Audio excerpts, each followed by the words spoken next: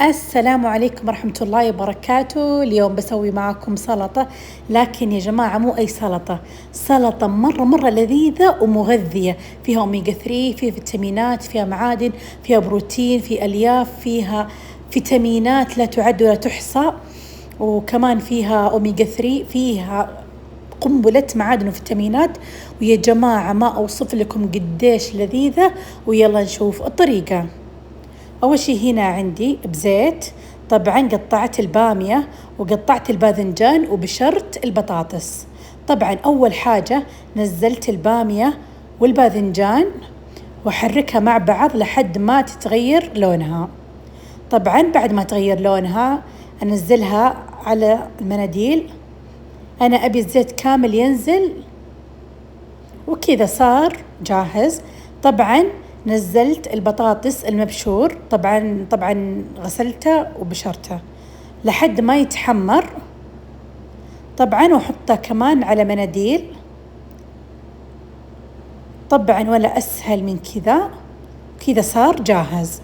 طبعا عندي هنا نزلت بالطاوة زيت زيتون، وأنزل عليها صدور الدجاج مقطعة.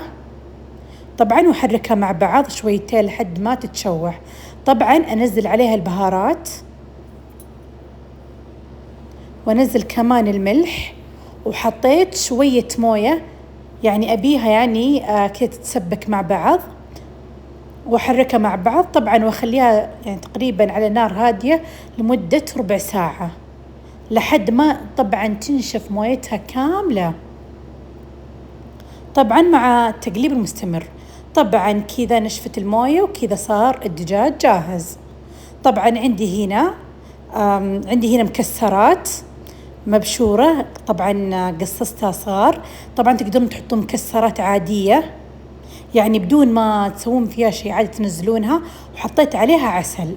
طبعا حطيتها على نار هادية لحد ما تتكرمل وتصير كذا عندي مقرمشة.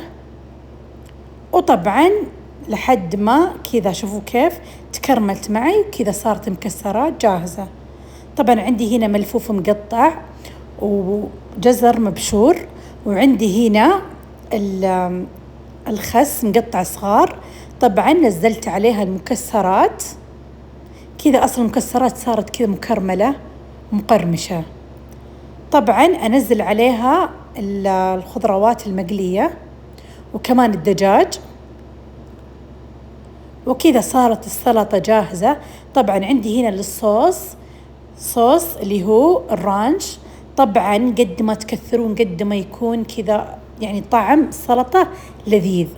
طبعا حطيت تقريبا كاسة، وطبعا هنا كمان كاسة، طبعا حسب الكمية، صوص فرنسي، وطبعا ملح حسب الرغبة. أنا لأني ملحت دجاج كذا صار ملحه زايد شوي، فخلاص الصوص ما ملحته ولا ملحت الخضار. طبعا كذا صارت جاهزة.